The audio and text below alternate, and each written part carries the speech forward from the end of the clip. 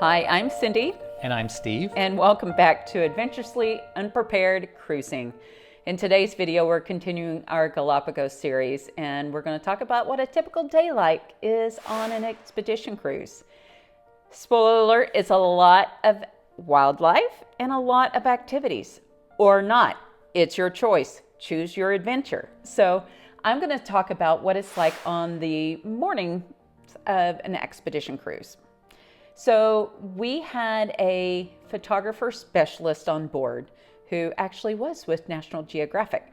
So the night before, we had sign-ups to have people sign up to be on an early photography walk, basically giving them more time on the island hiking and taking pictures of the animals, along with having the photographer specialists there to help them out and teach them how to get the best photographs of the animals. For the rest of the people that didn't sign up for the photography walk, they would go and have breakfast when the photography group would take off. Then they would board Zodiacs and get to the islands and go for a hike. If people are hiking, you might have a group going and kayaking. So it really is an option for you to choose whether or not you wanted to go onto the hike or go on a kayak. For those that didn't want to do either of those, sometimes they would offer a Zodiac cruise around the island. So you could take your binoculars and go look at the animals aboard the Zodiac.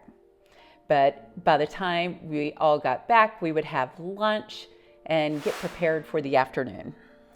And oftentimes, I would say most of the time, while we were having lunch, they would actually reposition the ship to a new location, be it a different island or perhaps just a different beach or place for us to get off the boat at the island that we'd been at in the morning, so that we could see different wildlife or just a different aspect of the Galapagos Islands themselves. So in the afternoon, there might be a snorkeling option, there might be a hike option, a swimming option, and also there is the option, as alluded to before, to do none of the above. Nothing is obligatory. You can stay on the ship and watch what wildlife you can see, perhaps from the deck, or as Cindy alluded to in the morning, if people are leaving by Zodiac, oftentimes there'd be the option to see wildlife from the Zodiac and not get out of the Zodiac where you could risk, falling in the water or something like that. In the afternoon, there would be these variety of options, snorkeling, swimming. There was the glass bottom boat, which Yes. was another activity that all fitness levels could do. And toward later in the afternoon, once all the, call them water activities were done, people would return to the ship, and then you would get cleaned up and then dressed for the rest of the evening on the ship. And so this would be maybe 5 o'clock or so. And then there'd be a period where you could have snacks, kind of catch up with people. And then there would be formal briefings about the activities for the next day. So you would be told if there was anything, for instance, that you needed to sign up for the night before, like a special photography, early start, or anything else that it wasn't feasible for everyone on the ship to do that activity, so they would have people sign up.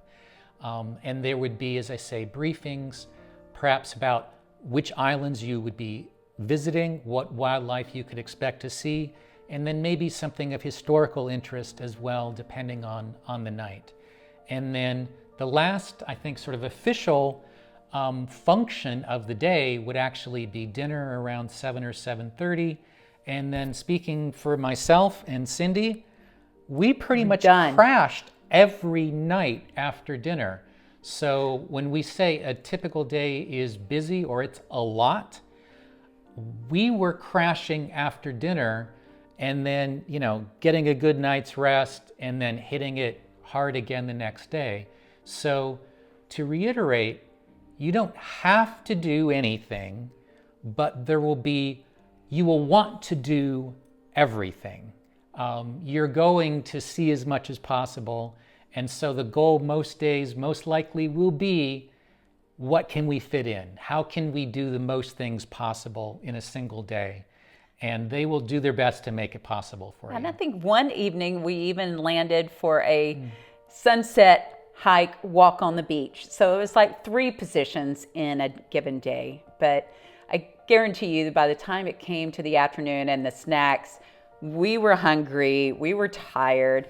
And by midweek, we were like, when is nap time? I need a nap time. And I think it was the final day that I was like, I'm not doing every activity today. I'm tired. But I love the fact that there wasn't any single thing that I wanted to do and I couldn't because there wasn't enough people or there were too many people to sign up for, which is quite common on a large cruise. Only so many people can do a given excursion, but here you truly could do just about everything. There were days when he didn't want to go snorkeling and I grabbed another snorkeling partner, and days he wanted to go hiking that I didn't want to go hiking, I did something else. You will almost certainly have a jam-packed day every day you're there. And love every minute of it. Thank you for joining us on this episode. If you like this information, please click like and subscribe. So stick around, we've got more for you. Thank you. Thanks.